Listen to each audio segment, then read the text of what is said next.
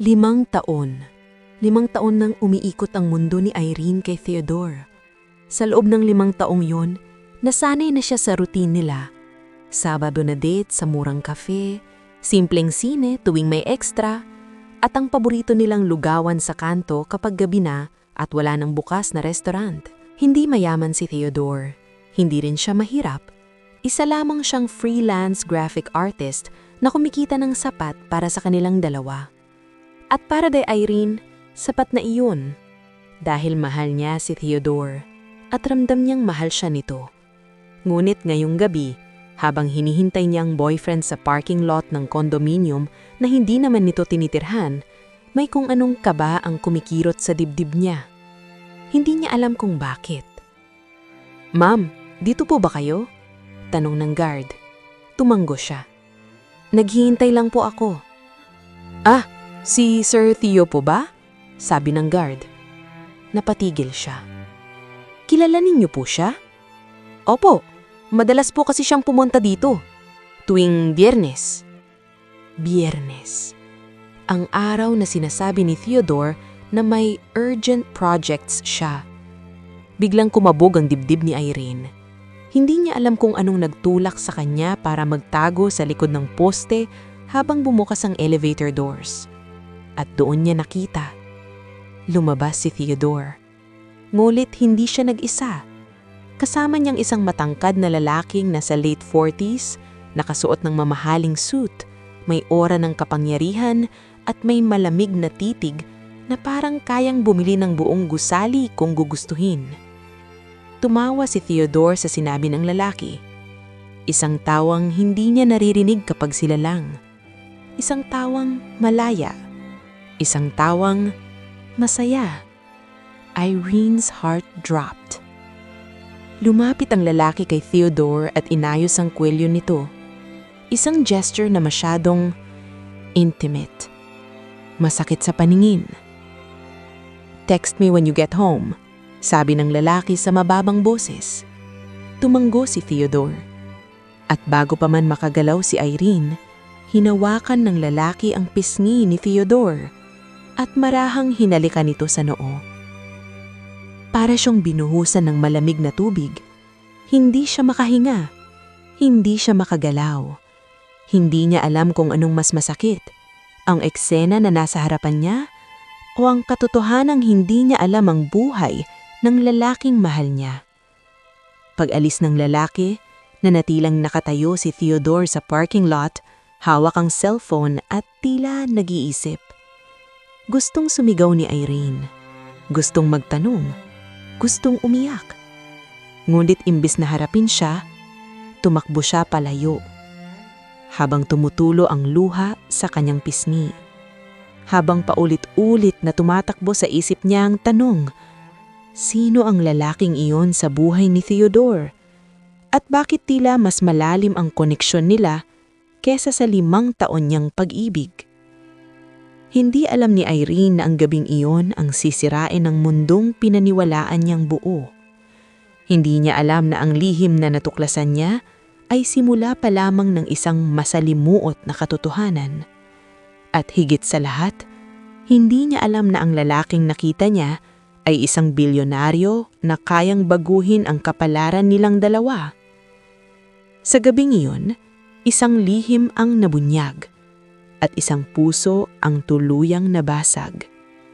Ngunit ang mas masakit na katotohanan, hindi pa alam ni Irene ang buong kwento. Hindi natulob si Irene. Buong gabi siyang nakatitig sa kisame ng maliit niyang inuupahang apartment habang paulit-ulit na bumabalik sa isip niya ang eksenang nakita niya sa parking lot. Ang pag-ayos ng kwelyo, ang paghaplo sa pisngi, ang halik sa noo. Hindi iyon basta pagkakaibigan. Hindi iyon basta respeto. May lalim, may pagmamay-ari at mas masakit, tila sanay na si Theodore. Hindi siya lumayo, hindi siya tumanggi, hindi siya nagulat. Parang normal lang, parang bahagi ng buhay niya. Niyakap ni Irene ang unan at pinigil ang hikbi. 5 taon, Theo. Bulong niya sa sarili. 5 taon kitang minahal pero may buhay ka palang hindi ko alam. Kinabukasan, 9:00 pa lang ng umaga ay nasa labas na siya ng apartment ni Theodore. Hawak niya ang cellphone na puno ng hindi sinagot na tawag. Hindi niya alam kung handa na siyang marinig ang totoo. Ngunit mas hindi niya kayang mabuhay sa kasinungalingan. Pagbukas ng pinto, bumungad si Theodore. Magulo ang buhok,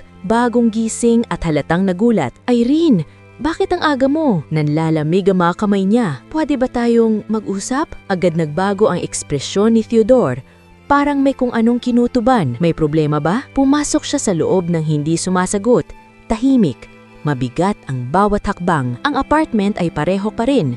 Maliit, simple, puno ng mga sketch at digital prints. Mundo ni Theodore. Mundong akala niya'y kabisado na niya. Huminga siya ng malalim. At saan ka galing kagabi? Tumigil sa paggalaw si Theodore. Ano? Biyernes ngayon.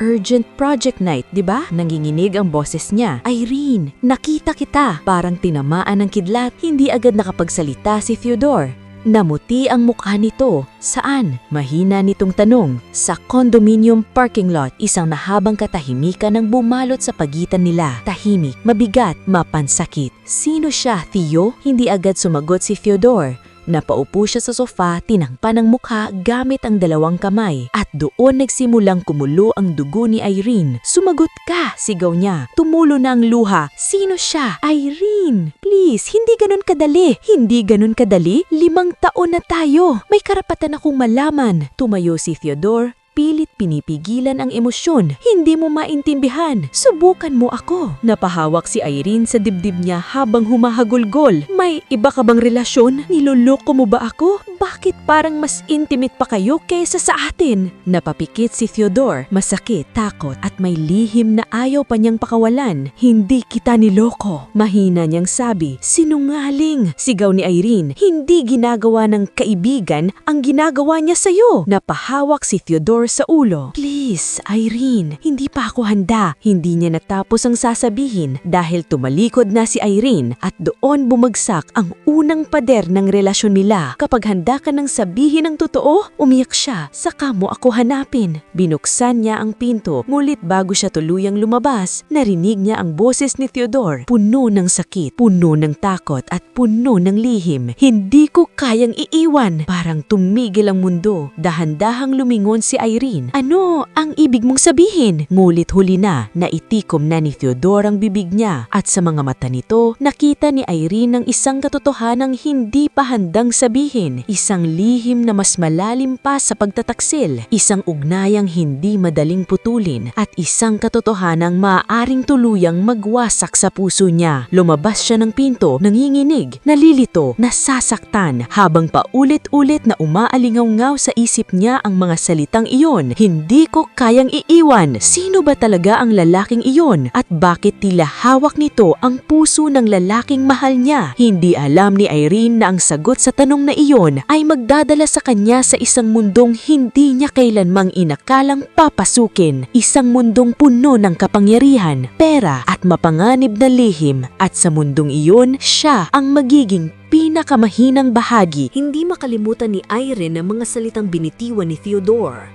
Hindi ko siya kayang iwan. Parang paulit-ulit na martilyong tumatama sa kanyang ulo. Maghapon siyang walang gana sa trabaho. Ilang beses siyang nagkamali sa reports at muntik nang mapagalitan ng supervisor. Ngunit wala siyang maramdaman kundi ang mabigat na batong nakadagan sa dibdib niya. Hindi siya makapapayag na manatiling ignorante. Kung may lihim si Theodore, malalaman niya iyon, kahit masaktan pa siya. Bandang 5:00 ng hapon, muli siyang bumalik sa condominium na pinuntahan ni Theodore. Suot niya ang simpleng blouse at slacks at nakapusod ang buhok upang magmukhang professional. Bitbit niya ang isang brown envelope upang magmukhang may pakay. Paglapit niya sa guard, ngumiti siya ng magalang. Good afternoon po. Pwede po bang magtanong? Opo ma'am. Yung tenant po sa unit na madalas puntahan ni Sir Theo, boss niya po ba yun? Nag-alangan ng guard. Hindi po ako sigurado ma'am. Bahagyang yumuko si Irene at nagsalita sa mas mababang tono. Importante lang po sa work, kailangan ko po kasi siyang makontakt. Nag-isip ang guard sandali bago sumagot. Sir Marco po ang pangalan. Parang may kuryenteng dumaloy sa katawan niya. Marco. Simple, karaniwan. Ngulit ang lalaking nakita niya ay hindi karaniwan. Saan po siya nagtatrabaho? Hindi ko po alam, ma'am, pero madalas may mga luxury cars na dumadating nito. Mga driver, bodyguards, parang mayaman po talaga. Nanlambot ang tuhod ni Irene. Thank you po, mahina niyang sabi. Pagkalayo niya, agad niyang kinuha ang cellphone at nag-search. Marco Billionaire Pilipinas. Ilang segundo lang, lumabas ang isang mukha. Matangus ang ilong, matapang ang titig, malamig ang aura. Parehong lalaki.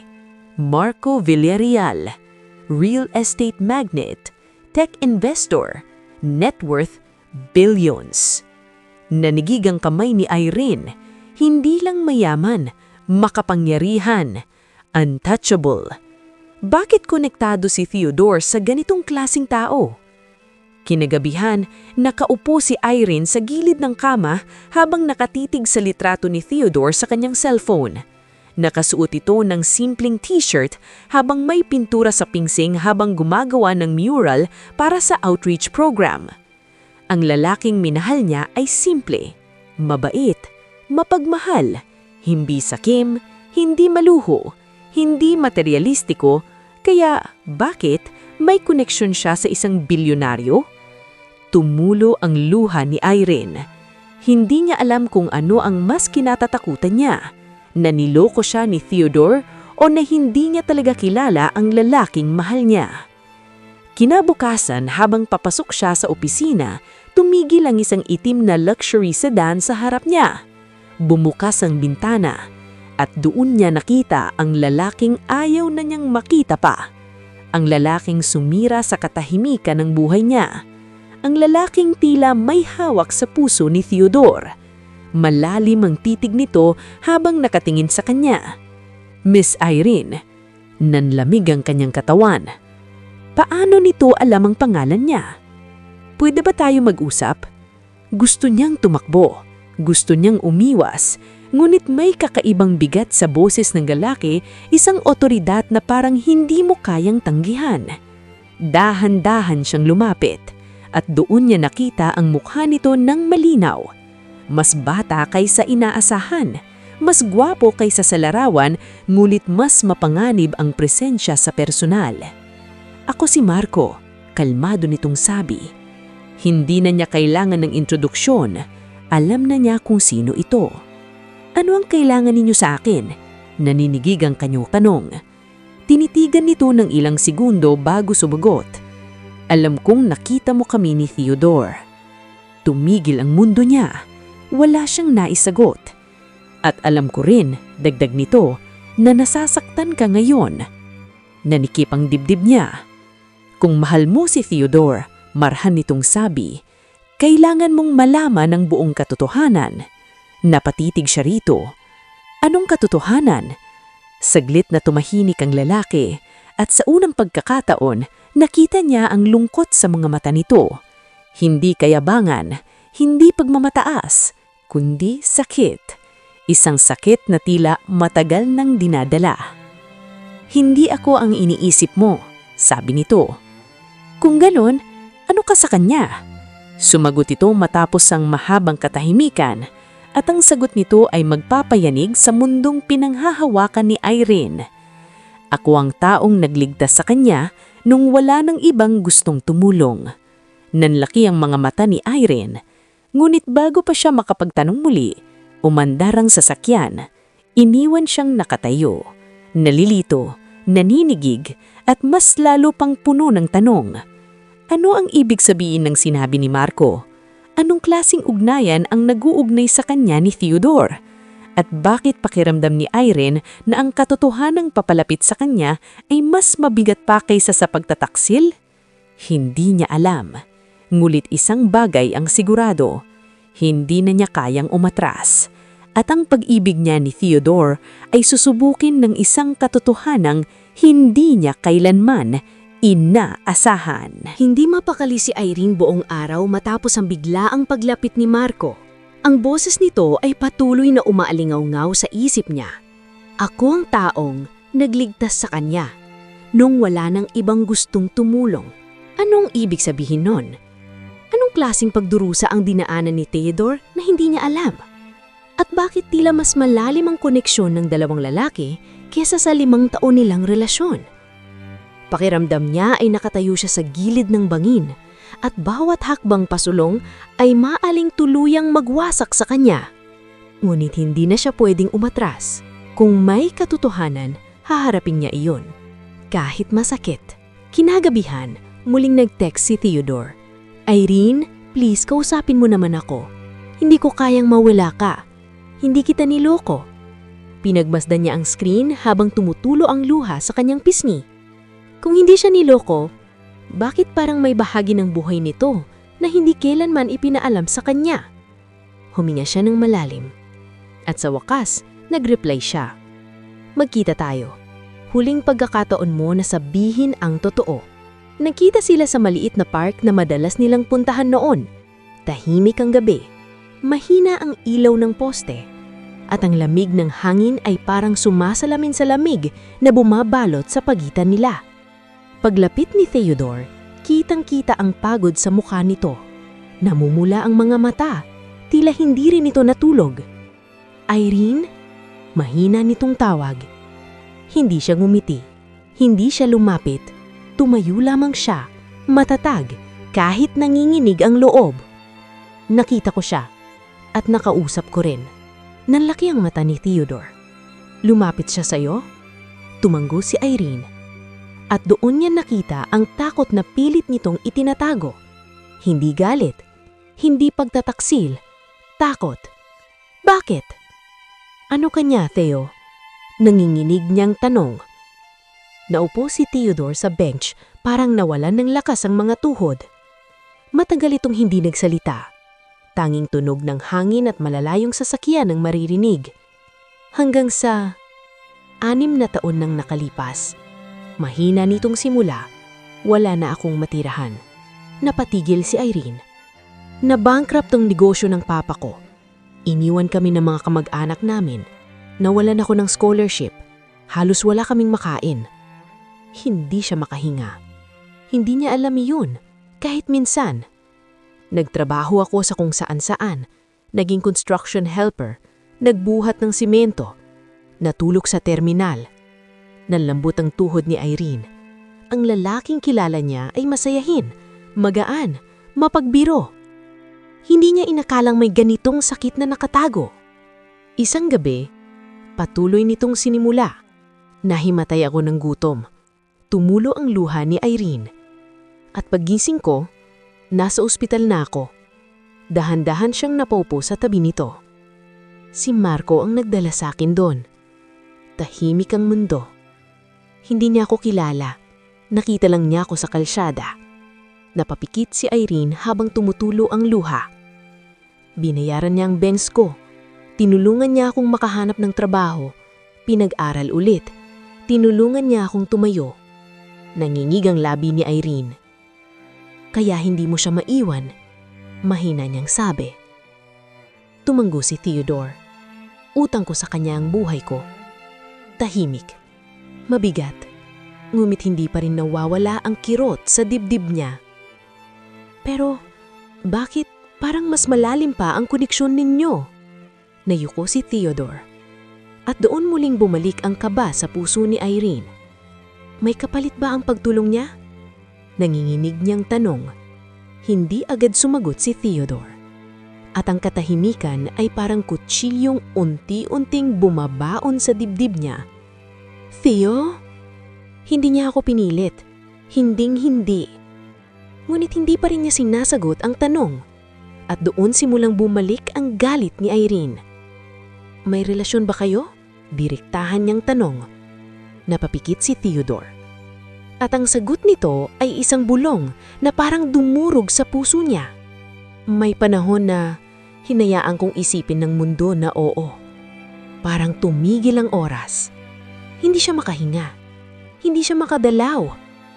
Bakit? Halos pabulong niyang tanong. Dahil yon ang pinakamadaling paraan para walang makialam, para maprotektahan ang privacy niya at ang buhay na binuo ko. Sumikip ang dibdib ni Irene. Hindi niya alam kung ano ang dapat maramdaman. Utang na loob, proteksyon, pagkukunwari, at isang ugnayan na hindi madaling ipaliwanag. Tumayo siya, nanginginig. Hindi ko alam kung paano tatanggapin ang lahat ng ito. Tumayo rin si Theodore. Pero ang alam ko lang, mahina niyang sabi, "Ikaw ang mahal ko." Tumulo ang luha ni Irene. Ngunit bago pa siya makasagot, tumunog ang cellphone ni Theodore. Nakita niya ang pangalan sa screen. Marco. At sa sandaling iyon, bumalik ang selos. Bumalik ang sakit. Bumalik ang takot. At inisip niya, kahit anong paliwanag, may bahagi pa rin ng puso ni Theodore na hindi kailanman magiging kanya. Nakatitig si Irene sa cellphone ni Theodore. Patuloy itong nagbavibrate sa kamay nito. Marco calling. Parang bumagal ang mundo. Lahat ng hangin sa paligid niya ay biglang naging mabigat. Tumulang malamig na pawis sa likod niya habang naghihintay kung ano ang gagawin ni Theodore. Hindi niya namalayang nakakuyom na pala ang kanyang mga kamay. "Sakatin mo. Huwag mong sagutin. Piliin mo ako. Piliin mo siya." Lahat ng iyon ay sabay-sabay na sumisigaw sa loob ng kanyang isip. Tumingin si Theodore sa kanya. Puno ng paghingi ng paumanhin ang mga mata nito. "Irene, kailangan kong sagutin." At doon may kung anong nabasag sa loob niya. Hindi niya alam kung pride niya yun o puso niya. Dahan-dahang tumanggo si Irene, ngunit ang sakit sa dibdib niya ay parang kumakalat sa buong katawan. Lumayo ng ilang hakbang si Theodore pati sinagot ang tawag. Hindi niya marinig ang kabilang linya, ngunit kitang-kita niya ang pagbabago ng ekspresyon nito. Nag-aalala, naguguluhan, natatakot. "Ano?" Mahina nitong sabi. "Kailan pa? Saan siya ngayon?" Biglang kumabog ang dibdib ni Irene. Anong nangyayari? Tahimik siyang lumapit ng bahagya. "Sige, pupunta ako." Napatigil ang mundo niya. "Pupunta ako." Ibig sabihin, iiwan siya nito. Ngayon, sa sandaling ito, natapos ang tawag, humarap si Theodore sa kanya. Puno ng paghingi ng tawad ang mukha. "Irene, may emergency. Kailangan kong siyang puntahan." Parang may matalim na bagay na tumusok sa puso niya. "Kailangan mo siyang puntahan?" Ulit niya, nanginginig ang boses. "Irene, hindi ganon. Ako ba hindi emergency?" Bigla niyang sigaw. Natahimik ang paligid. Pati ang hangin ay tila natigil. 5 taon ako sa buhay mo, Theo. At sa isang tawag lang aalis ka? Irene, may sakit siya. Parang biglang naglaho ang galit niya. Ano? Nasa ospital siya. Nawala ang hangin sa dibdib niya. Hindi niya inaasahan yun. Hindi niya inaasahan ng biglang paglipat ng emosyon. Mula selos patungo sa pagkabigla. Ngunit hindi pa rin nawawala ang kirot. Bakit ikaw ang tinawagan? Dahil ako lang ang pinagkakatiwalaan niya. At doon muling bumalik ang selos. Hindi niya mapigilan. Hindi ba siya bilyonaryo? Wala ba siyang pamilya? Kaibigan? Bakit ikaw? Tahimik si Theodore. At ang katahimikang iyon ang lalong sumasakal sa kanya. Irene, mahina nitong sabi, wala siyang iba. Ang galit niya ay nahaluan ng awa. Ngunit mas malakas pa rin ang sakit. Paano naman ako? Pabulong niyang tanong. Lumapit si Theodore. Ngunit umatras siya. Parang ang simpleng paglapit nito ay kayang durugin ang natitirang lakas niya. Mahal kita, sabi nito. Pero hindi ako ang pinili mong puntahan, sagot niya. Napapikit si Theodore, tila sinasaktan ng sarili. I will come back, pangako nito. Ngunit sa sandaling iyon, hindi siya sigurado kung babalik niya ba ito o kung babalik pa ang dati nilang buhay. Tumalikod si Theodore at nang simulang tumakbo palabas ng park. Iniwan siya sa ilalim ng ilaw ng poste. Mag-isa, tahimik, durog, habang pinagmamasdan niya ang lalaking mahal niya na nagmamadaling puntahan ng ibang tao. At sa unang beses sa 5 taon, naramdaman niyang hindi siya ang sentro ng mundo nito. Umupo siya sa bench, yakap ang sarili habang umiiyak. Ngunit kasabay ng sakit ay may tanong na patuloy na sumisiksik sa isip niya. Anong klaseng relasyon ang kayang magpatawag kay Theodore ng ganito? Utang na loob? Pagkakaibigan? Pagmamahal? O isang koneksyon na mas malalim pa sa kayang ibigay ni Irene? Hindi niya alam. Ngunit habang pinagmamasdan niyang madilim na kalangitan, may pakilamdam siya na ang gabing ito ay simula pa lamang ng mas mabigat na pagsudok. At ang selos na nararamdaman niya ngayon ay maaaring sumira sa pag-ibig na pinanghahawakan niya sa loob ng 5 taon. Hindi umuwi si Irene. Hindi niya kayang umuwi. Hindi niya kayang matulog. Hindi niya kayang magpanggap na normal ang lahat. Habang nakaupo siya sa bench ng parke, paulit-ulit na bumabalik sa isip niya ang eksenang iniwan siya ni Theodore upang puntahan ang lalaking iyon. May sakit siya, nasa ospital siya. Hindi niya alam kung bakit, ngunit may kung anong puwersang nagtutulak sa kanya na sundan si Theodore. Hindi para makipag-away, hindi para mag-eskandalo, kundi para makita ang katotohanang patuloy na gumugulo sa kanyang puso. Makalipas ang 30 minuto, nasa labas na siya ng isang pribadong ospital sa lungsod. Maliwanag ang lobby, tahimik, malinis, at malinaw na hindi ito ospital na kayang bayaran ng karaniwang tao. Pinunasan niya ang luha sa pisngi bago pumasok. Pakiramdam niya ay pumapasok siya sa isang mundong hindi niya kinabibilangan. "Excuse me po?" mahina niyang sabi sa nurse station. "Nasa anong room po si Marco Villarreal?" Tumingin ang nurse sa computer. Pagkatapos ay bumalik ang tingin sa kanya. "Family po kayo?" Nag-alangan si Irene. "Kaibigan po." Ilang segundong katahimikan. Pagkatapos ay ibinigay ng nurse ang room number. Nanghihina ang tuhod niya habang naglalakad patungo sa elevator. Bawat hakbang ay parang mas bumibigat. Pagbukas ng elevator sa VIP floor, sinalubong siya ng katahimikan at mamahaling interior. Carpeted floors, soft lighting at pribadong hallway. Hindi ito ordinaryong ward. Ito ang lugar para sa makapangyarihan. Huminto siya sa harap ng silid. Bahagyang bukas ang pinto. At mula sa siwang nito, nakita niya ang eksenang magpapahinto sa kanyang paghinga. Nakahiga si Marco sa hospital bed. Maputla. May nakakabit na IV line. May monitor na dahan-dahang tumutunog. At sa tabi nito, nakaupo si Theodore. Hawak ang kamay ng lalaki, mahigpit, parang takot na pakawalan, parang natatakot mawalan. Namlambot ang tuhod ni Irene. Hindi niya alam kung ano ang mas masakit, ang makitang may sakit ang taong kinaiinggitan niya, o ang makitang ganoon kahigpit ang kapit ni Theodore sa kamay nito. "Tinandaan mo, kailangan mong lumaban," mahina niyang narinig na sabi ni Theodore. "Hindi mo ako pwedeng iwan." Parang may kumurot sa puso ni Irene. Hindi niya pa naririnig ang ganitong takot sa boses ni Theodore. Hindi para sa kanya. Hindi kailanman. Biglang gumalaw si Marco, dahan-dahang nagmulat ng mata. Mahina ang boses nito. "Theo?" Agad yumuko si Theodore. "Nandito lang ako." Tinitigan siya ni Irene mula sa pinto at sa unang pagkakataon, wala siyang naramdamang galit, kundi lungkot, matinding lungkot.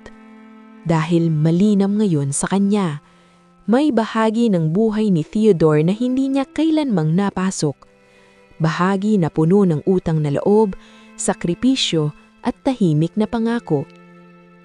"Akala ko hindi ka darating," mahina ni Marco. "Hindi mangyayari yun," sagot ni Theodore. Huminga ng mabigat si Irene.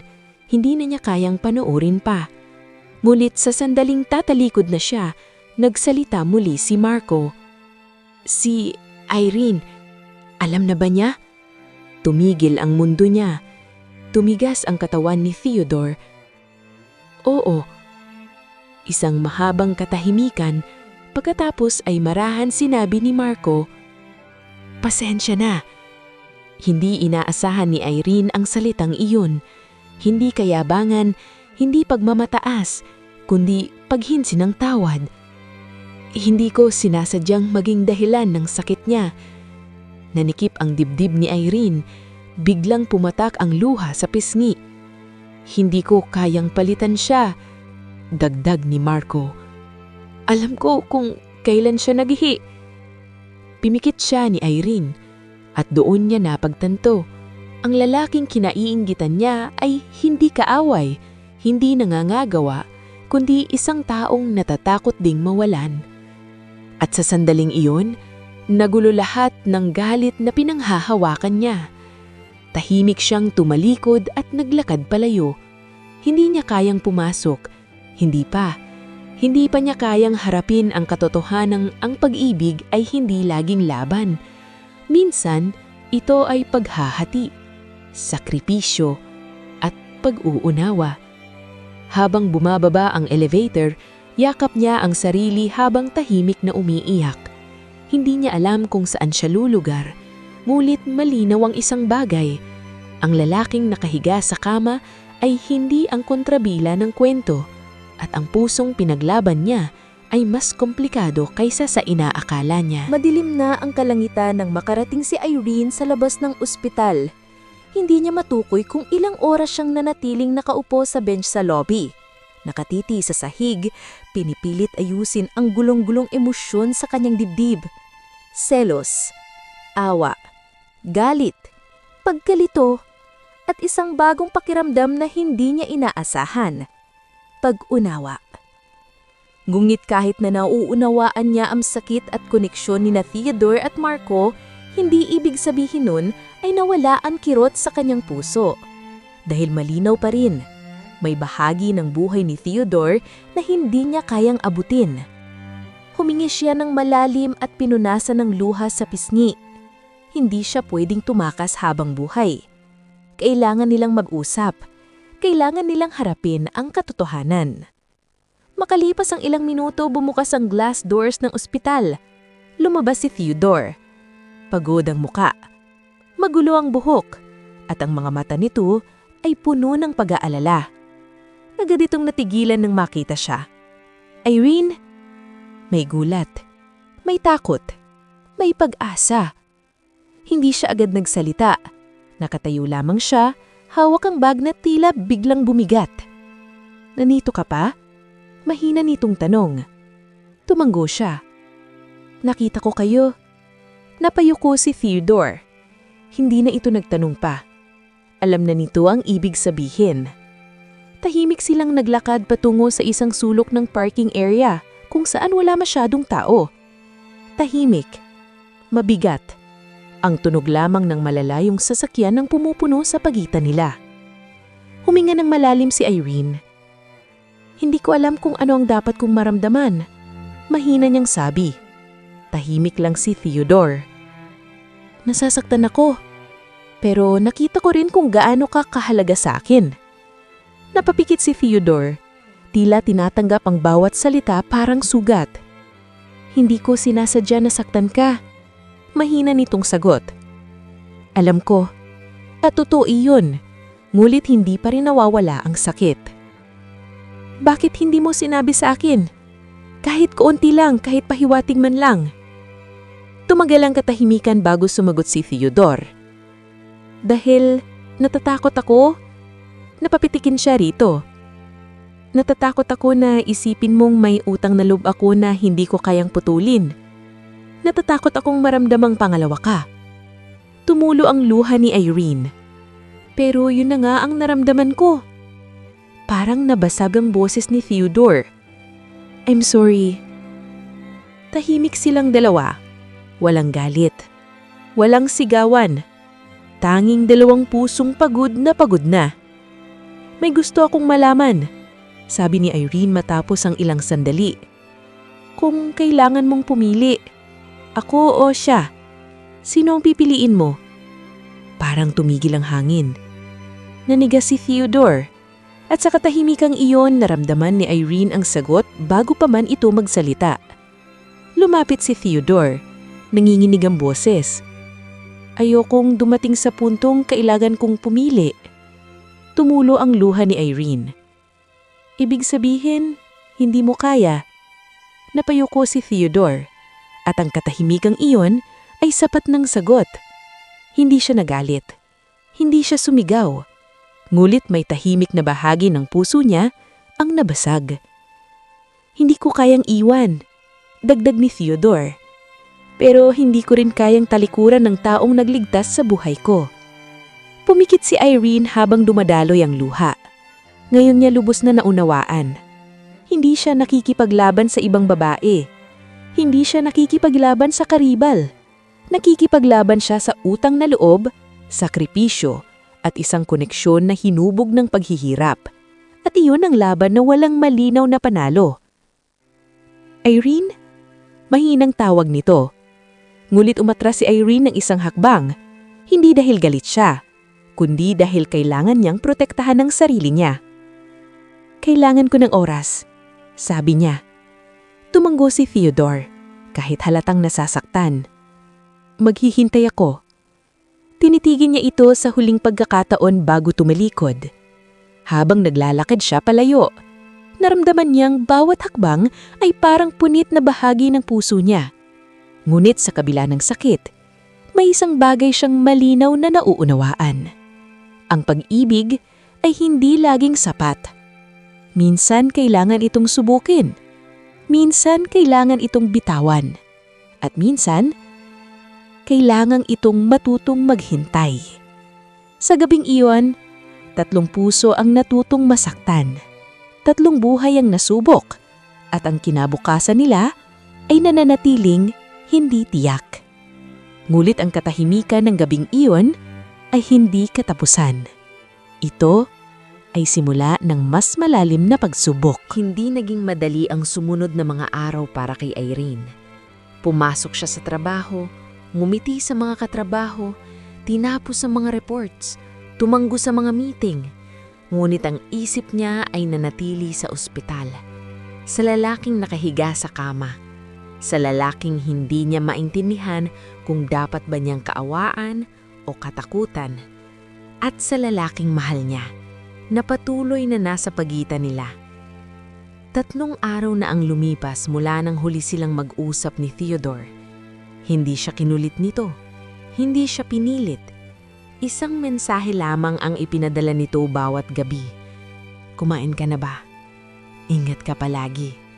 Nandito lang ako. Hindi niya ito sinasagot. Hindi dahil wala siyang pakialam, kundi dahil natatakot siyang bumigay ang puso niya sa isang simpleng reply. 3 gabi, habang naglalakad siya pauwi, nag-vibrate ang cellphone niya. Unknown number. Nag-alangan siyang sagutin, ngunit may kutob siyang alam niya kung sino ito. Hello? Mahina niyang sabi. Irene. Agad niyang nakilala ang boses. Si Marco. Nanikip ang dibdib niya. Bakit kayo tumatawag? Tanong niya. Pilit pinatatalak ang boses. Hindi ko ito ginagawa para makialam. Ginagawa ko ito dahil karapatan mong malaman ang totoo. Mas bumigat ang hangin sa paligid niya. Ano po iyon? Sandaling katahimikan. Pagkatapos ay isang mahinang buntong hininga. Hindi simpleng pagkapagod ang dahilan kung bakit ako na ospital. Namlamig ang mga kamay ni Irene. May sakit ako sa puso. Parang may humigpit sa dibdib niya. At matagal ko nang alam. Patuloy nito. Hindi siya nakapagsalita. Lumalala na ito. Napahinto siya sa paglalakad. Naririnig niya ang sariling tibok ng puso. May operasyon na pwedeng gawin, sabi ni Marco, pero mataas ang risk. Tumulo ang luha ni Irene nang hindi niya namamalayan. Hindi niya alam kung bakit siya umiiyak. Hindi niya inaasahang masasaktan siya para sa lalaking kinaiinggitan niya. Alam ni Theo? Babulong niyang tanong. Oo. Napatakip siya sa bibig. Kaya ganoon ang takot sa boses ni Theodore. Kaya ganoon ang kapit nito sa kamay ng lalaki. Kaya hindi nito kayang iwan.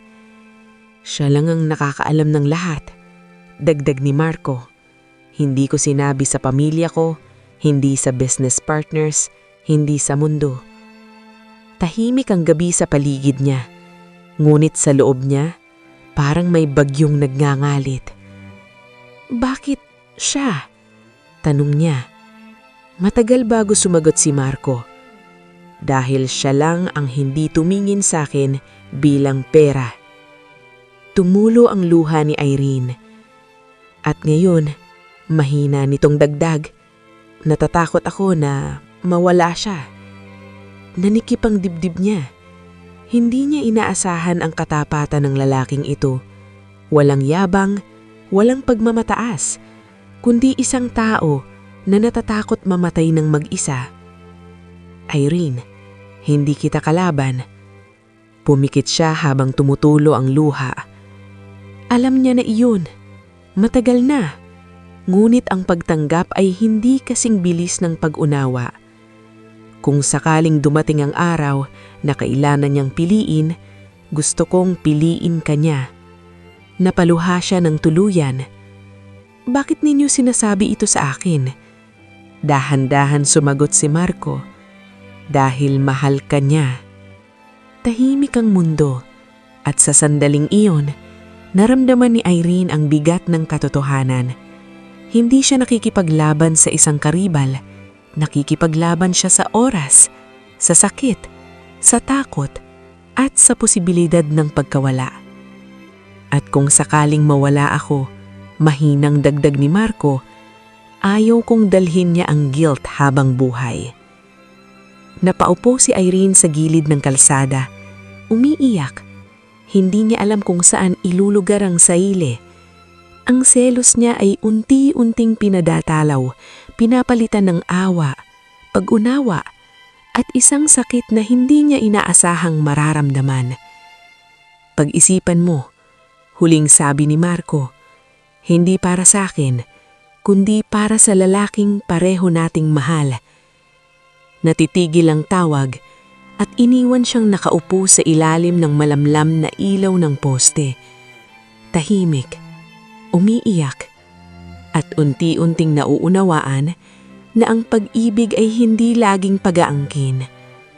Minsan, ito ay pagpapalaya. Sa gabing iyon, habang nakatitig siya sa screen ng cellphone niya, dahan-dahan niyang binaksan ang mensahe ni Theodore. Matagal siyang tumitig bago nag-type ng unang sagot matapos ang ilang araw. Irene, kumain ka na ba? At sa simpleng mensaheng iyon, may pag-asa muling sumiklab sa gitna ng sakit. Ngunit hindi pa tapos ang laban dahil ang katotohanang nalaman niya ay simula pa lamang.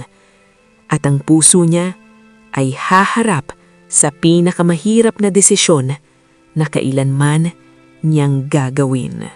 Hindi agad nakatulog si Irene matapos ang tawag ni Marco. Paulit-ulit niyang iniisip ang bawat salitang sinabi nito. May sakit sa puso. Lumalala na. Si Theodore lang ang nakakaalam. Ngayon niya lubos na naunawaan kung bakit hindi kayang iwan ni Theodore ang lalaking iyon. Hindi ito simpleng utang na loob. Hindi ito basta pagkakaibigan. Ito ay ugnayang hinulma ng takot sa pagkawala. At ang katotohanang iyon ay unti-unting nagpapalambot sa galit na matagal niyang kinapitan. Ngunit hindi ibig sabihin noon ay wala na siyang nararamdamang sakit dahil mahal niya si Theodore at ang pagmamahal ay hindi madaling hatiin. Kinabukasan, matapos ang mahabang pag-iisip, natagpuan ni Irene ang sarili na muli na namang nakapayo sa harap ng pribadong ospital. Hindi niya planong gumawa ng eksena, hindi niya planong makipagtalo. Gusto lamang niyang makita ang katotohanan ng hindi na nagtatago sa likod ng pinto. Huminga siya ng malalim bago pumasok. Ang VIP floor ay tahimik pa rin. Mabagal ang kanyang mga hakbang habang papalapit sa silid. Bahagyang nakabukas ang pinto. Ngunit ngayong pagkakataon, kumatok siya. Pasok. Mahina ngunit pamilyar na boses ang sumagot. Pagbukas niya ng pinto, agad siyang nakita ni Theodore. Napatayo ito. Irene! May gulat, may pag-asa, may takot. Ngunit hindi siya tumingin dito agad. Ang kanyang tingin ay napunta sa lalaking nakahiga sa kama. Mas maputla ito kaysa dati, ngunit gising at nakatingin sa kanya. Tahimik ang silid. Tanging tunog ng heart monitor ang maririnig. Hello, Irene. Mahina ngulit magalang na bati ni Marco. Hindi niya inaasahang magiging ganito ang unang harapang pagkikita nila. Walang tensyon, walang pagmamataas, walang galit, kundi isang katahimikan na puno ng hindi masabing emosyon. Lumapit siya ng dahan-dahan. Kamusta po kayo? Tanong niya, maingat ang boses. Bahagyang ngumiti si Marco. Still alive.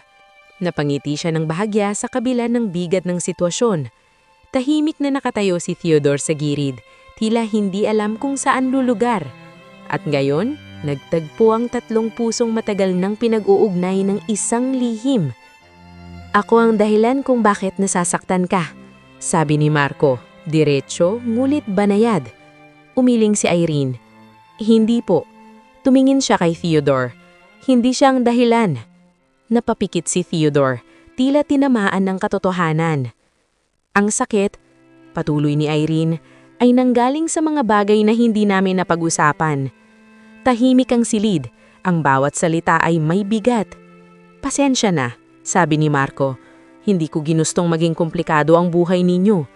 Naging komplikado dahil mahal namin siya, sagot ni Irene. Tahimik si Theodore, ngunit ang mga mata nito ay puno ng emosyon. Umupo ka, sabi ni Marco. Nag-aalangan si Irene ngunit sumunod siya. Ngayon, magkalapit na sila, hindi bilang magkaribal, kundi bilang dalawang taong parehong nagmamalasakit sa iisang lalaki. Takot akong mamatay, biglang sabi ni Marco. Hindi inaasahan ni Irene ang diretsahan ng pag-amin. Hindi dahil sa pera, hindi dahil sa pangalan. Dagdag nito, kundi dahil baka mag-isa lang ako sa huli. Nanikipang dibdib ni Irene. Hindi po kayong nag-iisa, mahinang sabi niya. Napatingin si Theodore sa kanya, tila hindi inaasahan ang kanyang sagot. May mga taong nagmamalasakit sa inyo, dagdag niya. Tahimik si Marco, ngunit ang mga mata nito ay bahagyang kumislak. Pagkatapos ay nagsalita ito muli. Kung sakaling hindi ako umabot, aalagaan mo ba siya?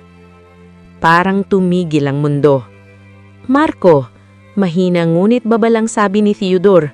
Ngunit hindi ito tumingin dito, kay Irene lamang. Hindi siya agad nakasagot, dahil ang tanong ay mas mabigat kaysa sa kaya niyang buhatin. Ngunit alam niya ang sagot. Dahan-dahan siyang tumanog. Opo, pumikit si Marco. Tila may nabawasang bigat na matagal nitong dinadala. At sa sandaling iyon, may kakaibang kapayataan na bumalot sa silid. Ngunit kasabay ng katahimikan ay ang hindi maikakailang katotohanan na ang oras ay hindi nila kakampi. At ang bawat araw ay maaaring maging huli. Tahimik na hinawakan ni Theodore ang kamay ni Irene. Hindi niya ito inalis. Sa unang pagkakataon mula nung nabunyag ang lihim, maghahakabang kanilang mga kamay. Habang sa kabilang panig ng kama ay nakahiga ang lalaking nag-ugnay sa kanilang tatlo.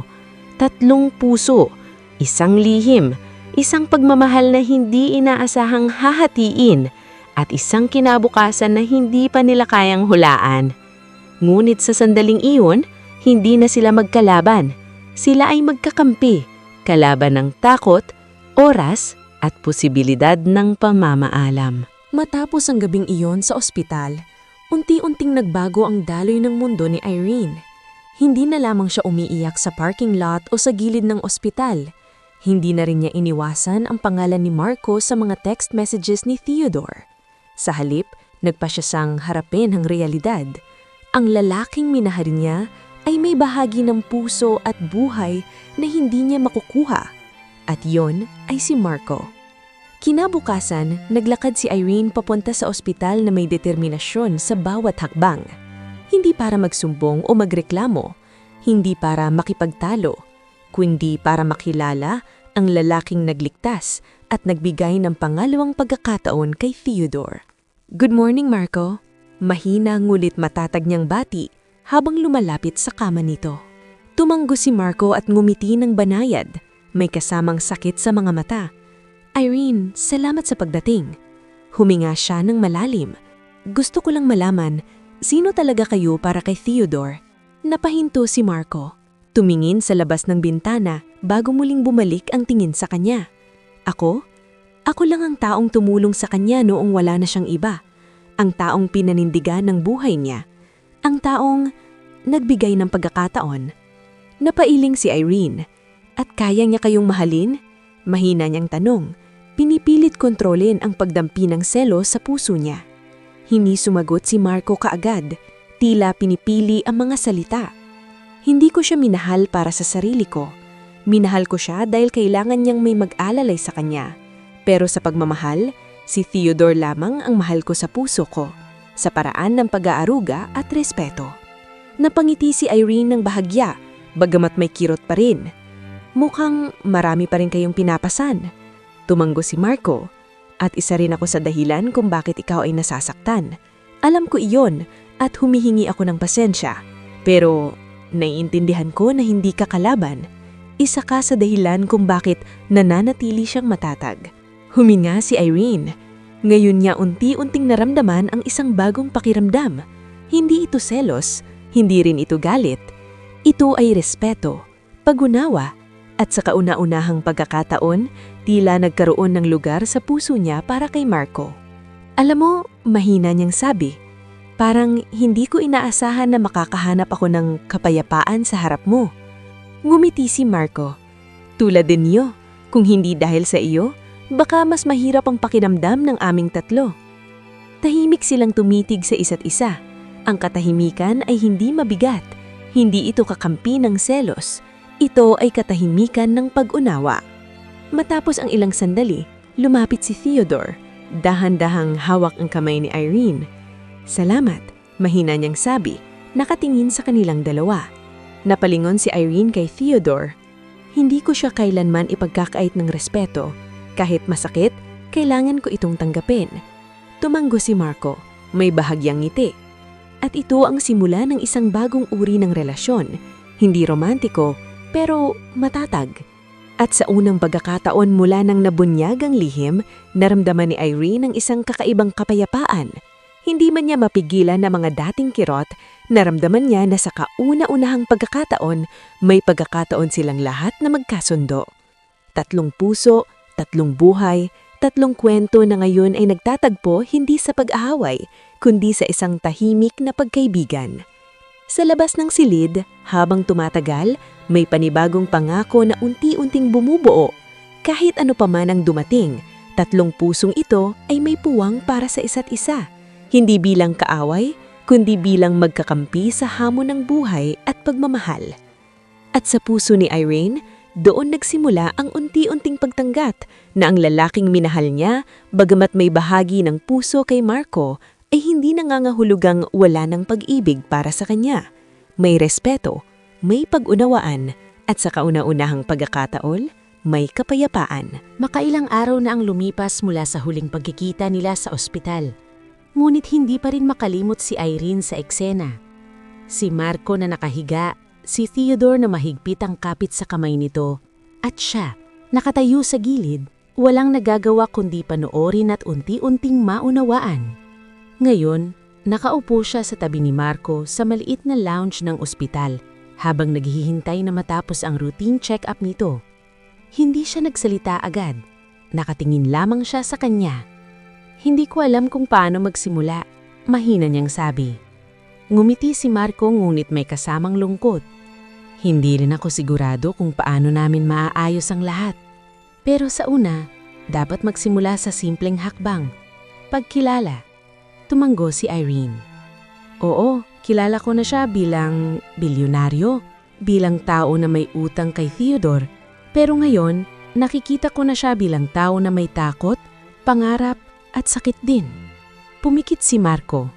Mahirap, ang mundo ay mabilis at hindi lahat nakakaintindi ng sakit ng isa. Karamihan nakikita lang nila ang pera at kapangyarihan. Pero hindi iyon ang dahilan kung bakit ako nandito. At ngayon, nakikita ko na may pag-asa pa ring maniwala sa kabutihan ng iba. Huminga ng malalim si Irene. At para sa akin, kailangan kong matutunan ang kabutihan na iyon. Kahit masakit minsan, kailangan kong makitang tao sa likod ng lahat ng kayamanan at lihim. Tahimik silang nagdagpo ng mga mata. Sa katahimikang iyon, parang may isang bagay na nag-umpisa. Isang tulay. Hindi romantiko, hindi basta pagkakaibigan, kundi isang bagong uri ng tiwala. Alam mo, Irene, mahina ngulit seryosong sabi ni Marco. Hindi ko inaasahan na magiging magaan ang loob ko sa'yo. Sa totoo lang, natatakot ako. Takot na baka isipin mong kalaban kita. Ngumiti si Irene. Kahit may halong lungkot, hindi kita kalaban. At kahit minsan nagselos ako, naiintindihan ko na hindi mo pinipilit ang puso ni Theodore. Pinapahalagahan mo lang ang buhay niya at iyon ay isa ring anyo ng pagmamahal. Napahinga si Marco. Tila nakabawas ang bigat na matagal niyang dinadala. Salamat, Irene. Iyon ay marami nang ibig sabihin sa akin. Ngunit bago pa man magtagal, bumangon si Theodore mula sa tabi nila. Kitang-kita sa mukha niya ang kaba at takot na baka may tensyon sa pagitan ng dalawa. Irene, mahina niyang sabi, salamat. Tumanggo si Irene. Hindi mo kailangang magpasalamat. Natutunan ko lang na may mga bagay na hindi natin kontrolado. At kung minsan, ang pagmamahal ay tungkol sa pag-unawa at pagbibigay ng puwang. Nanatiling tahimik si Theodore. Kitang-kita sa kanyang mga mata ang halo-halong galak at lungkot. Ang dalawa niyang pinakamahal sa buhay, si Irene at si Marco, ay unti-unting bumubuo ng tiwala sa isa't isa. At nakikita niya ang pag-asa na maaayos ang lahat kahit na may komplikasyon. Habang lumalalim ang gabi sa labas ng ospital, unti-unting bumubuo si Irene ng isang bagong pananaw. Hindi na siya nakatuon sa selos. Hindi na siya nakatali sa galit.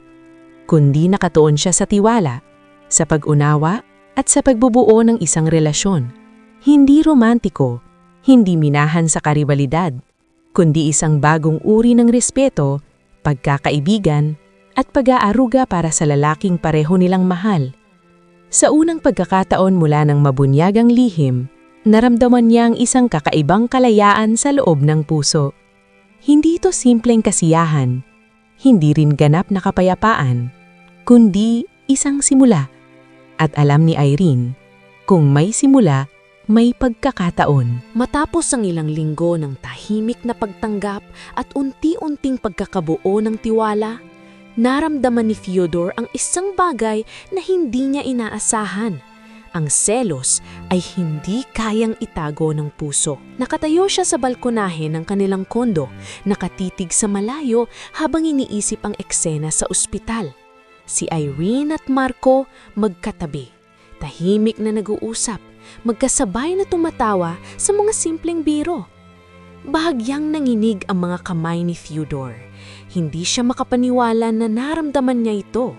Selos. Selos sa lalaking tinulungan siya noong wala ng ibang nagmalasakit.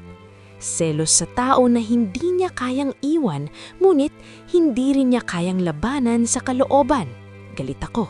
At hindi ko alam kung bakit. Mahinang bulong niya sa sarili. Bumalik sa isip niya ang gabing umalis si Irene sa parke. Ang sakit sa mga mata niya nang iniwan niya ang tawag ni Marco. At ngayon, naririnig niya sa bawat tawa at ngiti ang kapayapaan ni Irene sa piling ng lalaki. Hindi niya ito kayang ipaliwanag. Kinabukasan, nakipagkita si Theodore kay Irene sa isang coffee shop. Hindi ito karaniwan nilang date. Tahimik ang lugar, maliit ang tao, ngunit kitang-kita sa mga mata ni Theodore ang panibagong tensyon. Irene, mahina niyang sabi, kailangan kong aminin. Medyo naiinggit ako. Napalingon si Irene, nagulat sa pagkakasabi nito. Selos? Tumanggo siya. May halong ngiti at lungkot. Oo, hindi ko alam kung paano ko ito mararamdaman. Hindi ako galit kay Marco, hindi rin ako galit sa'yo. Pero parang may bahagi ng puso ko na hindi kayang pigilan ang selos. Napailing si Irene, huminga ng malalim bago lumapit at hinawakan ng kamay niya. Theo, naiintindihan ko. Normal yun. Mahirap tanggapin na mahal mo si Marco bilang taong nagligtas sa buhay mo. Pero naiintindihan ko rin ang damdamin mo. Tumititig siya sa kanya. Irene, gusto kong maging matatag, pero sa tuwing titingin ako sa inyo, parang may kulang sa puso ko. Numiti si Irene ng banayad, ngulit may halong lungkot. Hindi ito tungkol sa kakulangan. Ito ay tungkol sa katotohanan. Hindi mo kayang alisin ang utang na loob sa kanya at hindi mo rin kayang alisin ang pagmamahal sa akin.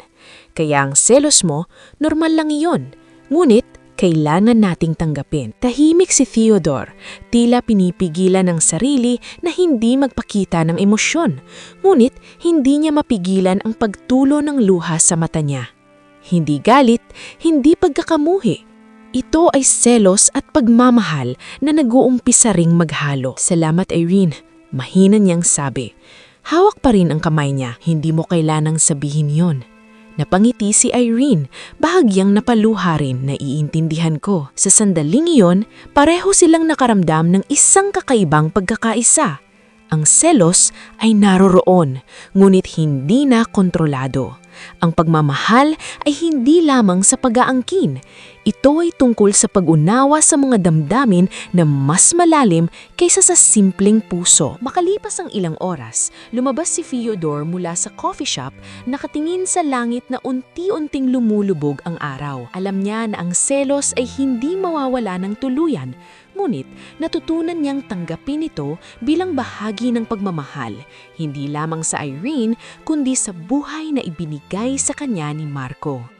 At sa puso niya, alam niya sa kabila ng selos, ang pinakamahalagang bagay ay hindi ang kontrolin ng damdamin, kundi ang tanggapin at palakasin ang ugnayan ng tatlong puso na pinagtagpo ng lihim, sakripisyo, at tunay na pagmamahal. Lumipas ang ilang linggo mula nang aminin ni Theodore ang selos niya sa coffee shop.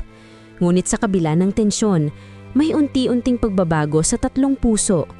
Si Irene, bagaman may kirot sa dibdib sa tuwing nakikita si Marco kasama si Theodore, ay natutong makita ang kabutihan sa lalaking dati niyang kinaiinggitan. Si Marco naman, sa bawat pagkakataon na nakikita siya ni Irene na maayos at mahinahon sa kabila ng selos, ay unti-unting nakarahandam ng respeto at pagkakaunawaan. At si Theodore, kahit patuloy na nakikipaglaban sa selos, ay natutong magtiwala sa kakayahan ni Irene na makita ang kabuuan ng kanyang mundo, ang pagmamahal, utang na loob at katotohanan. Isang hapon, nagpasya si Irene na bumisita kay Marco sa ospital upang dalhin ang ilang pagkain at gamot na ipinapayo ng doktor. "Kamusta po kayo ngayon?" Mahina, ngunit mahinahong tamong niya habang pumapasok sa silid. Ngumiti si Marco ng bahagya. "Mas mabuti. Salamat sa pagdala." Tumanggo si Irene at umupo sa tabi ng kama. "Alam nyo, matagal ko nang iniisip. Hindi na kayo kaaway. At parang nakikita ko rin na gusto ninyong protektahan si Theodore. Hindi lang para sa utang na loob, kundi para rin sa pagmamahal." Tumanggo si Marco, may bahagyang ngiti. "Tama ka, at natutuwa akong nakikita kong naiintindihan mo iyon." Dito nagsimula ang hindi inaasahang pagkakaibigan. Habang lumilipas ang mga araw, nag-uusap sila ng tahimik, nagbibiruan sa simpleng paraan, at nagkakaroon ng maliit ni bonding moments. Minsan pinapanood ni Marco ang mga lumang litrato ng ospital at pinapiliwanag kung paano niya napagtagumpayan ng takot sa sakit. Minsan naman, si Irene ang nagtuturo ng mga simpleng breathing exercises upang maibsan ang stress ni Marco. Sa bawat pagkakataon, unti-unti nilang natutunan na pahalagahan ang isa't isa hindi bilang banta, kundi bilang kaibigan. Ngunit hindi mawawala ang tensyon. Isang gabi, habang nagpapahinga sa ospital lounge, nakatanggap si Theodore ng mensahe mula sa kanyang business partner na may emergency sa kumpanya. "Kailangan kong pumunta," sabi niya sa parehong oras na nakatingin kay Irene at Marco. Tumayo si Marco, handang magpaalam. "Ako ang bahala dito, Theodore. Pahinga ka niya." Ngulit nang lumingon si Theodore kay Irene, napansin niya ang kakaibang tingin sa mga mata nito.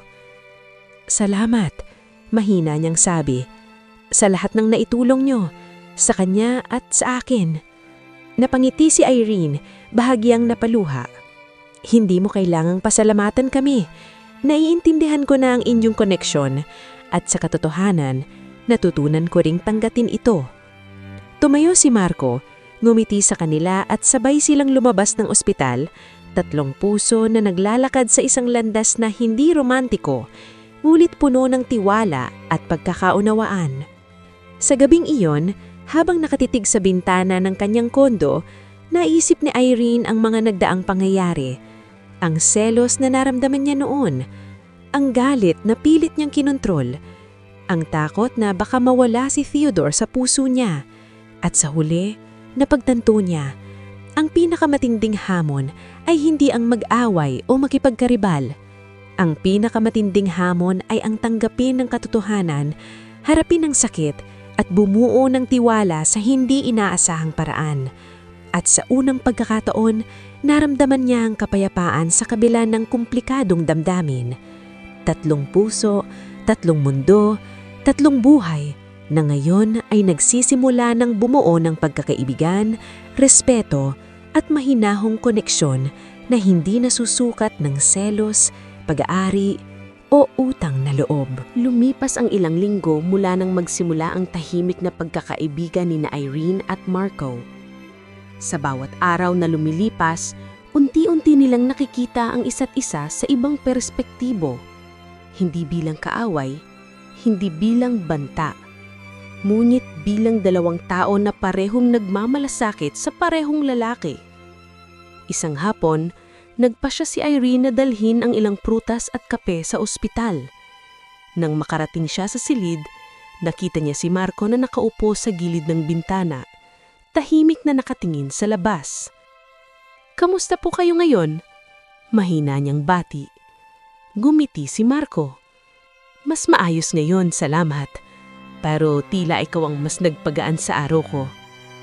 Napangiti si Irene, bahagyang nahihiya. "Hindi po iyon totoo. Nandito lang ako para tumulong, gaya niyang dati." Ngulit habang nakaupo siya sa tabi niya, napansin niya ang maliit na mga galaw ni Marco. Ang pag-ikot ng mga daliri, ang bahagyang paghinga ng malalim, at ang tila paghahanap ng katahimikan sa kanya. "Marco," mahinang sabi niya, "alam niyo kung hindi dahil sa inyo, baka hindi ako nakakita ng kabutihan sa mundo sa gitna ng sakit at lihim." Napatingin si Marco sa kanya, at sa mga mata nito, nakita ni Irene ang isang emosyon na hindi niya inaasahan, pasasalamat at isang kakaibang koneksyon.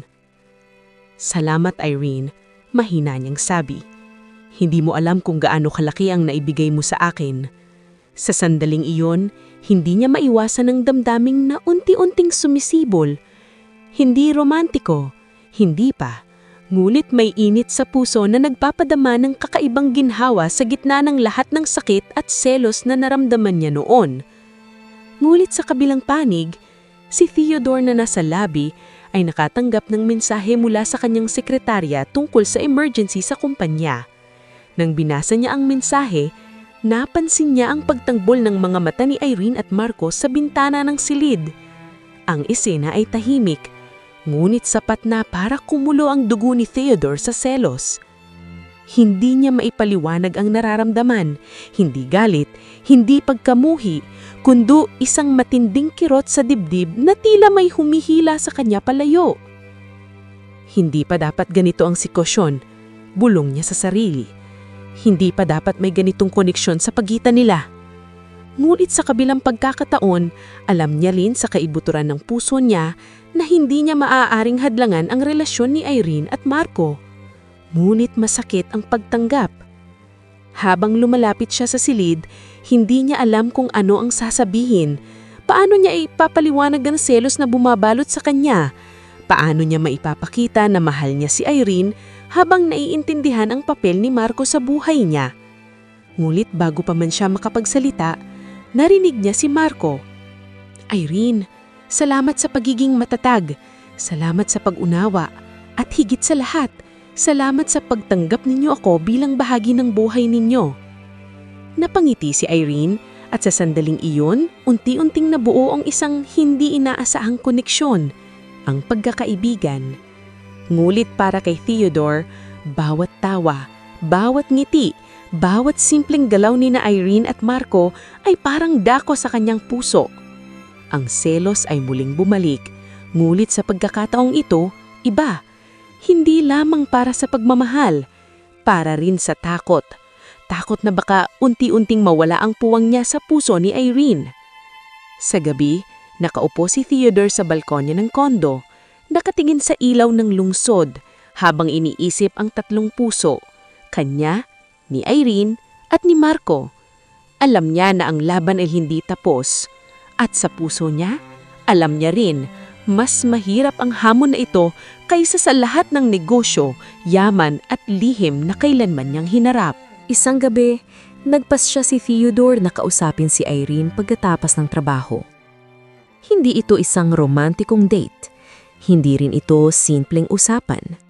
Mulit kitang-kita sa kanyang mga mata ang tensyon at selos na matagal niyang pinipigilan. Irene, kailangan nating mag-usap. Mahina niyang sabi habang nakatayo sa harap niya, sa loob ng kanilang apartment. Tumanggo si Irene, bahagyang nanlulumo ang mga mata. Oo, Theodore, ano ang problema? Huminga siya ng malalim bago nagpatuloy. Hindi ko kayang itago ang nararamdaman ko. Ang selos na nararamdaman ko, sobra na. Napatingin si Irene, hindi agad nakapagsalita. Sobra? Tanong niya, mahinahon ngunit may bahagyang galit sa tono. Theo, naiintindihan ko na may papel si Marco sa buhay mo. Hindi siya banta sa relasyon natin at alam kong mahal mo ako. Tumanggo si Theodore, ngunit hindi naglaho ang tensyon sa kanyang mga mata. Alam ko, at mahal na mahal kita, pero tuwing nakikita ko kayong magkasama, tuwing nakikita ko ang pagkakaibigan niyo, hindi ko maiwasang makaramdam ng kirot. Huminga si Irene, sinusubukang kontrolin ang emosyon. Hindi mo naiintindihan, Theo. Hindi ko ginagawa ito para saktan ka, at hindi rin para makipagkaribal. Si Marco ay bahagi ng buhay mo, hindi ng puso mo. At ang selos mo, hindi makakatulong sa atin. Ngulit bigla, napalakas ang boses ni Theodore. Hindi lang ito tungkol sa puso ko, Irene. 5 taon na tayo at parang may parte ng buhay mo na hindi ko pwedeng abutin. Parang may lihim ka rin. Nangamiti si Irene ng bahagyang pilit. Theo, hindi ito lihim. Ito ay realidad. Hindi mo pwedeng kontrolin ang lahat. At ang nararamdaman mo ay normal. Pero hindi iyon dahilan para maging malupit sa akin. Tumingin siya kay Theodore, kitang-kita ang pagkasuklam at galit na pinipigilan. Sawa na ako sa selos. Sawa na ako sa takot na baka palagi akong panganawa. Sawa na ako sa pakiramdam na hindi sapat ang pagmamahal ko para sa iyo. Napahinto si Theodore. Kitang-kita sa kanyang mata ang sugatang puso. Irene, hindi ito dahil hindi kita mahal. Mahal na mahal kita. Pero, ngumiti si Irene, bahagyang mapait. Pero ano, Theo? Tumigil siya, hindi maipaliwanag. Alam niya ang dahilan, ang selos, ang takot, ang kahinaan ng puso na tanggapin ang katotohanan na may ibang bahagi ng buhay niya na hindi niya kayang punan. Hindi ko lang kayang mawala ka, mahina niyang sabi. At hindi ko rin kayang tanggapin na may lugar ka sa puso ni Marco. Tahimik ang silid. Ang bawat salita ay parang dagok sa puso ni Irene. Hindi ito simpleng away. Ito ay labanan ng emosyon, ng selos, ng pag-ibig, at ng katotohanang kailangan nilang harapin.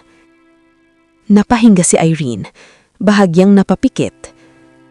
Theo, kailangan mong maintindihan, hindi ko pinipili si Marco sa harap mo. Hindi niya pinipilit ang puso mo. At hindi rin siya ginagawa iyon para sirain tayo. Kailangan mo ring matutong magtiwala. Tumayo si Theodore. Nanginginig ang mga kamay. Hindi ko alam kung kaya ko, Irene. Hindi ko talaga alam. Ngulit bago siya makapagsalita ng iba, hinarap siya ni Irene. Kaya mo, Theodore. Kaya mo. Basta piliin mo ang pagmamahal na hindi sinusukat sa selos, galit o kontrol. Tumigil siya. Ang katahimikan ay matinding pumuno sa silid. Kitang-kita sa mata ni Theodore na ang labanan ng puso at isip ay mas matindi kaysa sa anumang negosyo o yaman. At sa gabing iyon, 2 pusong nagmahal ng 5 taon ang natutong harapin ang pinakamahirap na katotohanan. Ang pag-ibig ay hindi lamang para sa kanilang sarili. Ito ay para sa pag-unawa, pagtanggap, at pagbibigay ng puwang sa bawat isa, kahit pa may selos at kirot na dumaan sa kanilang puso. Pagkaraan ng unang malalim na away, tahimik na nagbago ang hangin sa relasyon ni Irene at Theodore. Hindi na sila nagtatago sa isa't isa.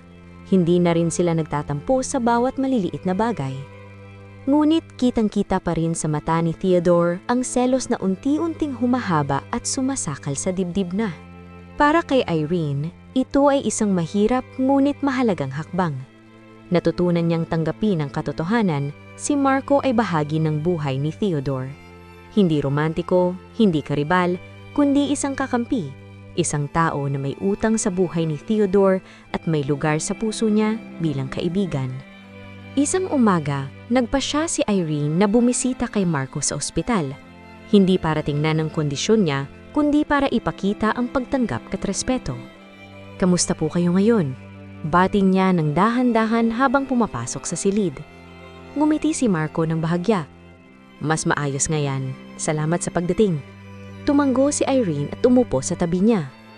"Gusto ko lang malaman, kung may kailangan po kayo sa akin, sabihin niyo lang." Napatingin si Marco, tila nagulat sa tono ng kabaitan. "Irene, salamat. Ang simple mong presensya ay nakakatulong na higit pa sa anumang gamot o therapy." Ngumiti si Irene, bahagyang napaluha. "Natutunan ko na hindi ka kaaway at sa katotohanan, mas natutunan ko ring tanggapin ang bahagi mo sa buhay ni Theodore, kahit na mahirap minsan." Tumanggo si Marco. "At natutuwa akong narinig iyon. Hindi lahat nakakaintindi ng ganitong sitwasyon.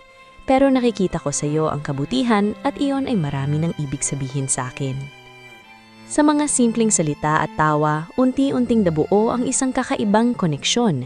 Hindi romantiko, hindi palaban, kundi isang matibay na pagkakaibigan at pagtanggap. Ngunit sa kabilang panig, si Theodore ay patuloy na nakikibaka sa damdamin niya. Habang naglalakad siya pauwi mula sa trabaho, hindi niya maiwasang isipin ang huling eksena sa ospital. Sina Irene at Marco, magkasabay, tahimik na nag-uusap at nagbibiruan sa maliliit na bagay.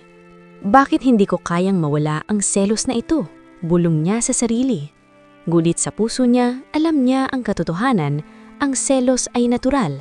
Ang pagmamahal ay hindi palaging madali. Ngunit may isang bagay na malinaw. Ang pagtanggap ni Irene kay Marco bilang kaibigan ay hindi nangangahulugang wala siyang puwang sa puso niya. Ngunit iyon ang pinakamahirap na bahagi, tanggapin ang katotohanang may iba pang tao sa buhay ng minamahal kahit pa hindi romantiko. Sa loob ng ilang linggo, unti-unting nagbago ang dinamika ng tatlo. Si Irene ay natutong maging komportable sa presensya ni Marco, hindi bilang karibal kundi bilang kaibigan. Si Marco ay natutong makita si Irene bilang isang mahihaning kakampi na may puso at kabutihan. At si Theodore, sa kabila ng selos, ay natutong magtiwala sa kakayahan ng dalawa na maging bahagi ng kanyang mundo nang hindi sinisira ang kanilang 5 taong relasyon. Sa gabi, habang nakaupo si Irene sa kanilang kondo, nakatingin sa malayo, napangiti siya sa sarili. Natutunan niyang ang pag-ibig ay hindi lamang para sa sarili. Ito ay para sa pagtanggap, sa pagtitiwala, at sa pagbibigay ng puwang para sa bawat isa. At sa kauna-unahang pagkakataon, naramdaman niya ang kapayapaan kahit pa may selos at kirot na dumaan sa kanilang puso. Ilang linggo ang lumipas mula nang magsimulang magtagpo at magkausap ng maayos sina Irene at Marco. Ngunit sa isang hapon, habang nag-iikot si Irene sa ospital para dalhin ang ilang dokumento ni Marco, may napansin siyang kakaiba. Si Marco ay tahimik, nakaupo sa gilid ng kama, hawak ang telepono. Ngunit sa mukha niya ay may halong kaba at pag-aalala. "Marco? okay po ba kayo? Tanong ni Irene, nakatayo sa pinto ng silid. Tumigil si Marco sa paggalaw at napatingin sa kanya. Irene, may kailangan akong ipakita sa'yo.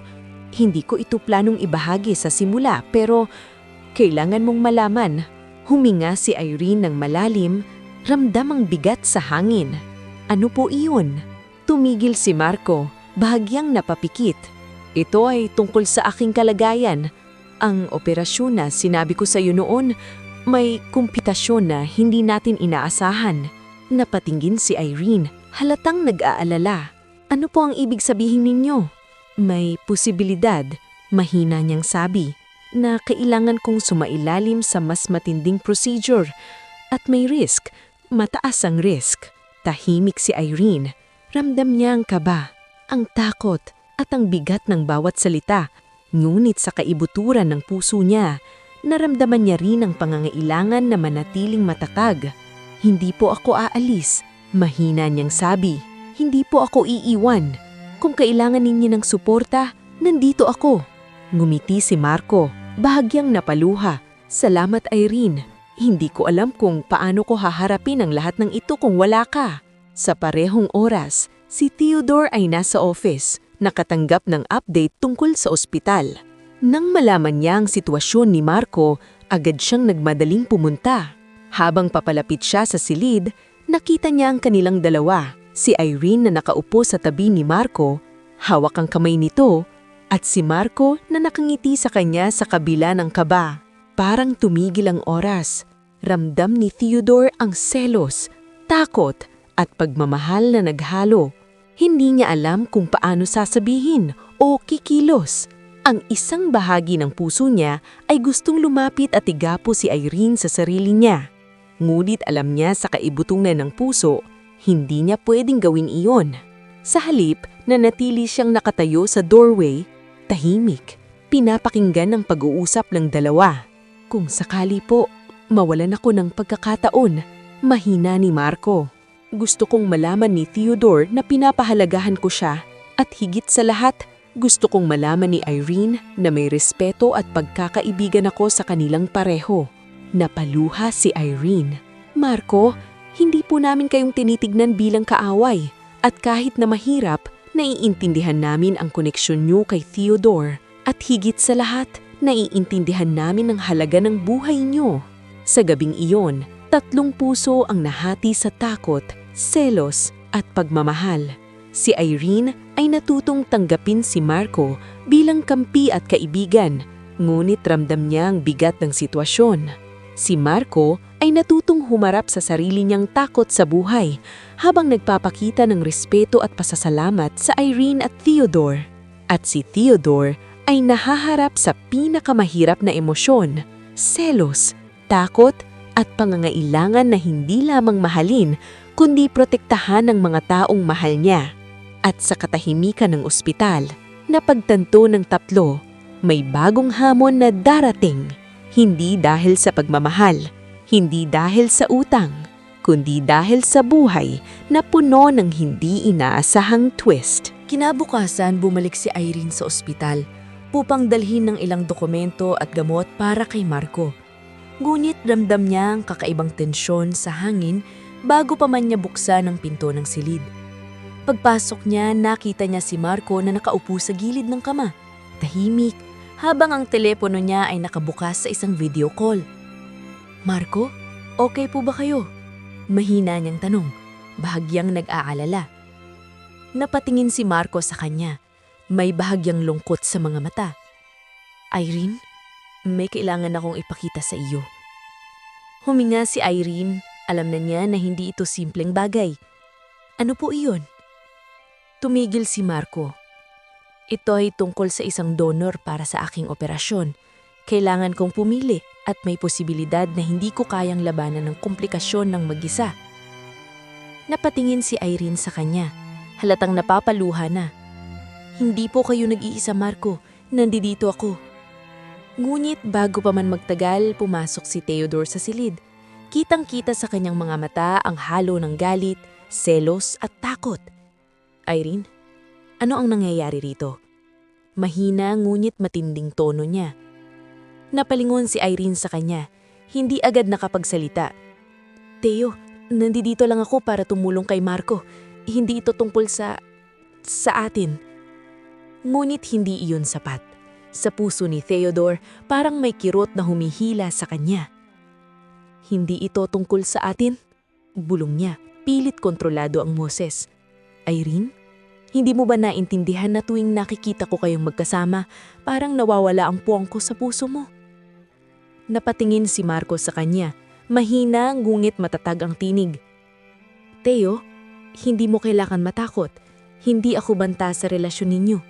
Naintindihan ko ang sitwasyon at gusto ko lang maging bahagi ng buhay mo bilang kaibigan at suporta. Tahimik si Theodore. Kitang-kita sa mga mata ang emosyonal na labanan sa loob niya. Galit, selos, pagmamahal, lahat ng ito ay naghalo sa loob ng puso niya. Hindi ko alam kung kaya ko tanggapin ito, mahina niyang sabi. Hindi ko kayang mawala ang puwang ko sa puso ni Irene. Hindi ko kayang mawala siya sa akin kahit sandali lang. Huminga si Irene, pinipilit kontrolin ang sarili. Teo, kailangan mong tanggapin ang katotohanan. Si Marco ay bahagi ng buhay mo bilang kaibigan. Hindi niya ginusto ang puso mo. At hindi rin niya gustong sirain ang relasyon natin. Tahimik si Theodore. Unti-unti na pagtatanto ang bigat ng katotohanan. Ang selos ay natural, ngunit hindi ito dahilan upang masira ang 5 taong pagmamahalan nila. Napangiti si Marco, bahagyang napaluha rin. Irene, salamat sa pag-unawa. Theodore, salamat sa pagtanggap sa akin bilang kaibigan kahit mahirap sa simula. Ngumiti si Theodore, bahagyang napaluha rin. Hindi ito madali, pero naiintindihan ko. At naiintindihan ko rin kung gaano kakahalaga sa kanya, sa inyong pareho. Sa katahimikan ng silid, 3 puso ang nagtagpo. Selos, pagmamahal, at pagtanggap. Hindi ito romantikong tagpo. Hindi ito simpleng pagkakaibigan. Ito ay emosyonal na laban. Ang unang hakbang upang matutunan nilang harapin ang mga hindi inaasahang twist ng buhay at relasyon. Sa gabing iyon, si Irene ay umuwi na may bagong pag-unawa sa dalawa. Si Marco ay hindi banta, kundi kakampi. Si Theodore ay nakikipaglaban sa sariling emosyon, ngunit handa na ring tanggapin ang realidad. At siya, sa kauna-unahang pagkakataon, ay naramdaman ng tunay na kapayapaan sa gitna ng selos, galit at pagmamahal. Ang hamon ay hindi tapos, ngunit ngayon may bagong pundasyon ng 3: respeto, tiwala, at pag-unawa. Ilang linggo ang lumipas mula nang bumuo ng bagong pundasyon ng 3 puso: respeto, tiwala at pagkakaunawaan. Ngunit ngayong araw na iyon, may bago at hindi inaasahang hamon. Si Irene ay natanggap ang isang imbitasyon mula kay Marco, ang sugar daddy ni Theodore, na personal siyang makausap sa opisina nito. Hindi alam ni Irene kung paano tutugon sa tawag. May halong kaba, takot at curiosity, ngunit sa kaibuturan ng puso niya, ramdam niya na kailangan niyang harapin ito. Kinabukasan, pumasok siya sa marangyang opisina ng lalaking nagligtas sa buhay ni Theodore. Malaki, moderno, may panoramic view ng lungsod. Magandang umaga, Irene. Bati ng lalaki, may ngiki ngunit may hawak na aura ng kapangyarihan. Magandang umaga po, sagot ni Irene, bahagyang nanginginig ngunit mahinahon. Pasensya na kung tinawag kita dito. Gusto ko lang personal na makilala ka. Sabi niya, tinututok ang mga mata sa kanya. Marami akong narinig tungkol sa'yo at alam kong hindi madali ang sitwasyon. Huminga si Irene ng malalim. Salamat po sa pagtanggap sa akin. Gusto ko rin pong maintindihan ang lahat ng nangyayari. Tumayo ang lalaki at sa unang pagkakataon, nakita ni Irene ang totoong tao sa likod ng yaman at kapangyarihan. Hindi mayabang, hindi matataas ang tingin, kundi mahinahon, may respeto at may pagpapahalaga sa mga damdamin ng iba. Alam mo, Irene, mahina niyang sabi, hindi ko binusto na masalanta ang 5 taong relasyon ni Theodore. Ngunit alam ko rin kung gaano siya ka-special sa'yo. Kaya gusto kong malaman mo, naiintindihan ko ang iyong nararamdaman at nais kong maging kaibigan mo. Napasangiti si Irene, bahagyang napaluha. Hindi ko po inaasahan ng ganitong kabaitan. Salamat po, naiintindihan ko rin po kayo at naiintindihan ko rin po ang papel ninyo sa buhay ni Theodore. Tahimik ang sandali, puno ng respeto at mahinahong koneksyon. Sa unang pagkakataon mula nang malaman ang lihim ni Theodore, naramdaman ni Irene ang kakaibang ginhawa. Ang sugar daddy ni Theodore sa mata niya ay hindi nakaaway, kundi kakampi. At sa puso niya, alam niya. Ang tunay na pagmamahal ay hindi lamang tungkol sa pag-aangkin o selos. Ito ay tungkol sa pag-unawa, pagtanggap, at pagbibigay ng puwang sa bawat tao na mahalaga sa buhay ng minamahal mo. Sa wakas, dumating ang araw na parang panibagong simula para sa tatlong pusong pinagtagpo ng lihim, selos at pagmamahal. Si Irene, matapos ang lahat ng emosyonal na labanan, selos at takot, ay natutong tanggapin ng bawat tao sa buhay ni Theodore. Si Marco bilang kaibigan at kakampi, at ang sugar daddy ni Theodore bilang isang tao na may respeto at malasakit. Si Theodore naman, sa kabila ng 5 taong relasyon at mga selos na bumabalot sa puso niya, ay natutong magtiwala. Hindi lamang kay Irene, kundi pati na rin sa mga taong mahalaga sa buhay niya. Natutunan niyang ang pagmamahal ay hindi lang para sa sarili, kundi para rin sa iba na may papel sa kanyang mundo. Isang hapon, nagkita silang tatlo sa opisina ni Marco para sa huling meeting bago ang kanyang follow-up procedure. Salamat sa pagpunta ninyong pareho, bati ni Marco. May ngiti ngunit may halong kaba. Salamat din po sa pagtanggap ninyo sa amin, sagot ni Irene, at sa pag-unawa sa sitwasyon namin. Tumanggo si Marco. Irene, naiintindihan ko ngayon kung gaano ka kahalaga kay Theodore. At Theodore, naiintindihan ko kung gaano ka kahalaga sa kanya. Tahimik ang silid, puno ng respeto, pagmamahal, at pangunawa. Ngumiti si Theodore, bahagyang napaluha. Salamat Marco, at salamat din sa iyo Irene, sa pagtanggap sa lahat ng ito at sa pagtulong sa akin na maging matatag. Sa sandaling iyon, naramdaman ni Irene ng isang kakaibang kapayapaan. Hindi ito romantikong kilig. Hindi rin ito simpleng pagkakaibigan. Ito ay pagkakaisa. 3 puso, 3 buhay, 3 koneksyon. Nagkakaisa hindi dahil sa pagmamahal sa isang tao lamang, kundi dahil sa respeto, tiwala, at malasakit sa isa't isa.